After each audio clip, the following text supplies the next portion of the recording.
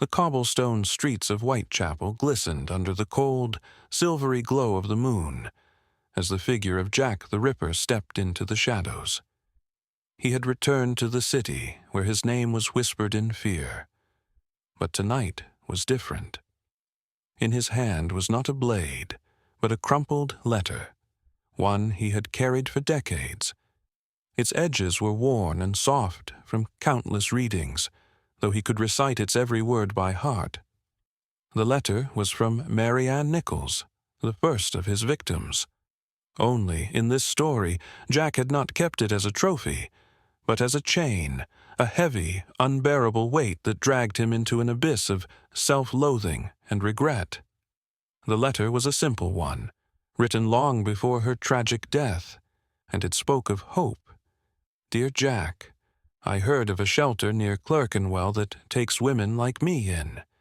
They give us food, teach us to sew, and maybe, just maybe, it could be my second chance. I know I've fallen far, but your kindness that day gave me strength. I hope I'll see you again one day when I'm better. Thank you for believing in me. Yours, Mary. Jack closed his eyes as her words thundered in his mind, louder than any scream he had ever heard, sharper than the blade he once wielded. He remembered that fleeting moment of kindness, a coin dropped into her trembling hand, a fleeting smile exchanged, and how quickly he had snuffed out her light, along with the others. For years, he had told himself they deserved it, that their lives were meaningless. But the lie no longer held. He had seen their faces every night in his dreams, their eyes pleading, their lives full of possibilities he had stolen. He thought the darkness within him would win forever. But not tonight. Tonight, Jack stood in the center of Whitechapel, his dark figure towering before the crowd that had gathered. Whispers rippled through the air, suspicion mounting.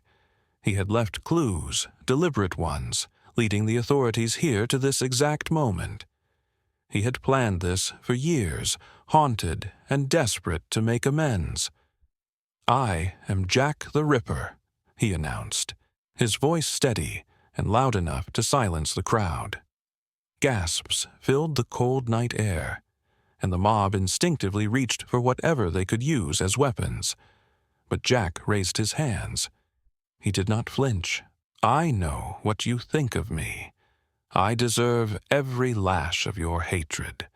But tonight, I come not to run, not to hide.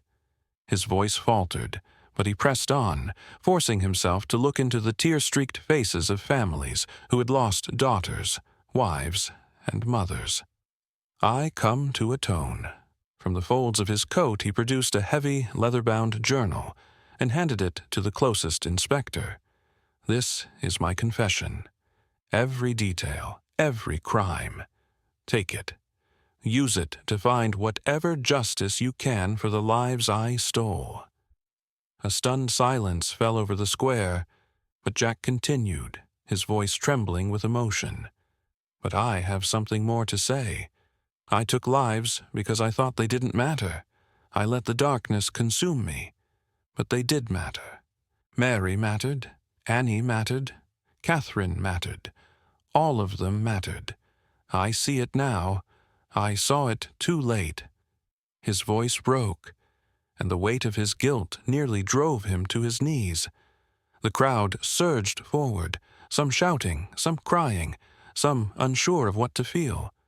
But amidst the chaos, one woman stepped forward, her face etched with pain, but also something Jack hadn't expected. Compassion. "Why now?" she asked, her voice trembling. "Why confess now?" Jack looked at her, his eyes red and raw. "Because I don't want to die with their screams in my head. I want to give them peace, even if it's too late for me. I've been running from the light for too long. Maybe it's time I step into it." As the mob closed in, ropes and chains in hand, Jack didn't resist. He knelt in the center of Whitechapel, the same place where he had spilled so much blood. His heart pounded not with fear, but with relief. As they bound him, the woman who had spoken earlier bent down and whispered, "You'll never erase what you've done. But maybe this is a start." Jack nodded, tears streaming down his face as he whispered back, "Tell their stories. Let them be remembered for who they were, not for what I turned them into."